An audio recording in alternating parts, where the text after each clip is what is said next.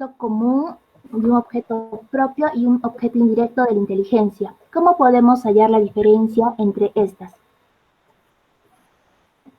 Bueno, en primer lugar, el objeto común de la inteligencia se ha dicho de varias maneras en la historia. A veces algunos autores lo dicen como el ser, ¿no? El objeto común sería el ser o el ente. Algunos hablarían del ente como el objeto común de la inteligencia. Eh, bueno, voy a tratar de distinguir una cosa de otra, ¿no? El objeto propio de la inteligencia sería las esencias de los objetos materiales, de las cosas materiales, mientras que el objeto indirecto sería justamente la esencia de las cosas inmateriales, ¿no? De los seres inmateriales o de las realidades inmateriales.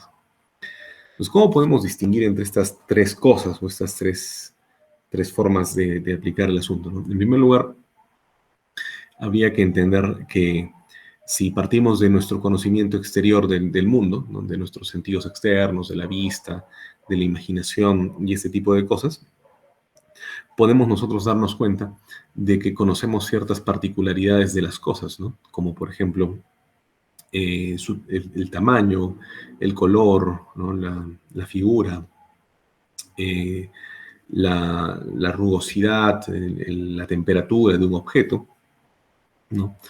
Que podría o no podría tener, ¿no? Pero la inteligencia, ¿en qué se va a centrar especialmente, ¿no? ¿Cuál va a ser su objeto propio, común, ¿no?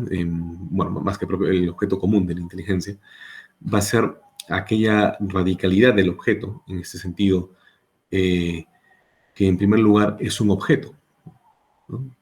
Es un objeto, no es un objeto.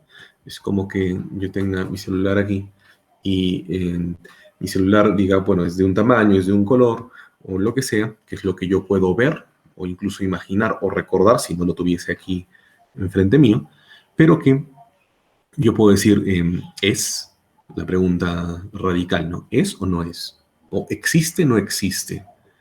¿Es un objeto o no es un objeto?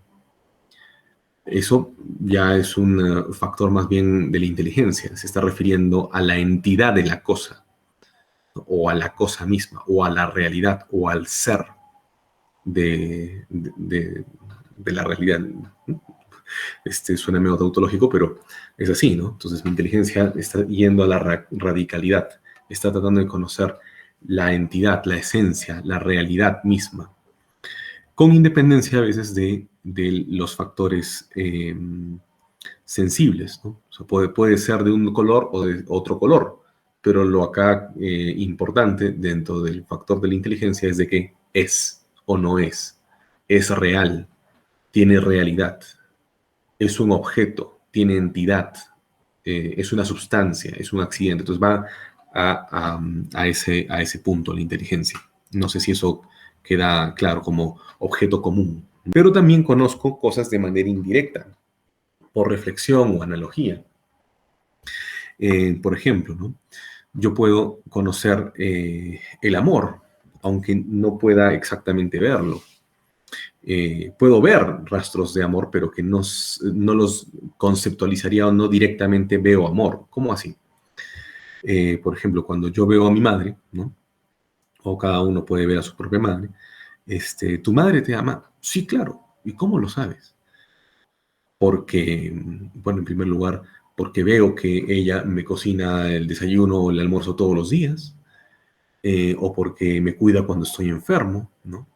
O porque entonces empiezo a decir ciertas cosas que son observables y que directamente las puedo conocer, esas realidades.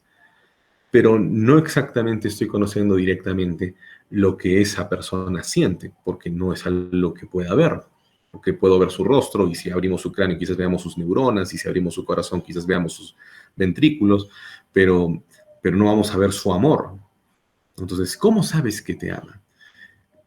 Y usted va a hacer una reflexión. Bueno, es que yo amo y cuando yo amo ejerzo estas acciones, ¿no? La cuido también a mi madre cuando está enferma, le cocino el desayuno de vez en cuando. Entonces, cuando yo veo eso, hago una inducción y digo, bueno, si yo hago esto cuando amo, ella hace eso, por tanto me ama. Conozco algo, una realidad de ella, pero que no es directa, sino que es mediante una reflexión. No es algo que parta de mis sentidos externos, de la observación, del oído, directamente, pero sí indirectamente. De la observación paso a una reflexión y conozco una realidad que, si bien empezó en una observación, terminó en algo que no es observable directamente.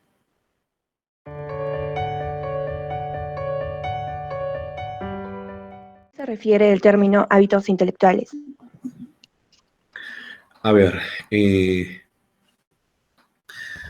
bueno, en primer lugar habría que ver qué cosa es un hábito, ¿no? Y un hábito es una disposición, es operativa, ¿no? Es una cualidad del ser que lo dispone a obrar de una determinada manera. Se aplica especialmente a las facultades espirituales, que son la inteligencia y la voluntad.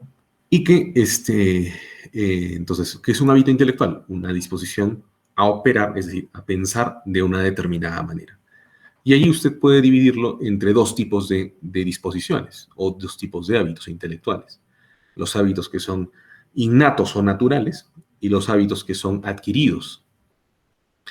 Los adquiridos serían esos hábitos intelectuales que, como su mismo nombre indica, es de suyo que sean adquiridos por el ser humano con su libertad. Es decir, que yo elijo tenerlos y pensar de esa manera y de otra.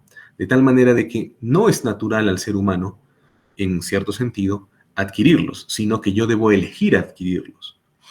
No todo el mundo, por ejemplo, tiene el hábito de pensar matemáticamente, o el hábito de la ciencia matemática, podríamos decirlo. Si tú no practicas matemática, simplemente no podrás pensar matemáticamente.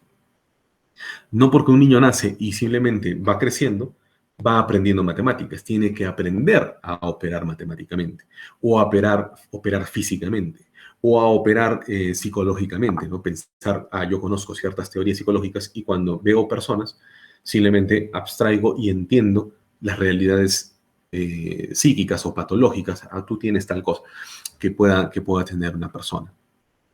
Y así sucesivamente. En cambio, los hábitos intelectuales innatos se dan simplemente por el hecho de ser personas, no por ser humanos. Nosotros operamos de una determinada manera y en ese sentido todos los humanos adquirimos esa forma de pensar inmediatamente.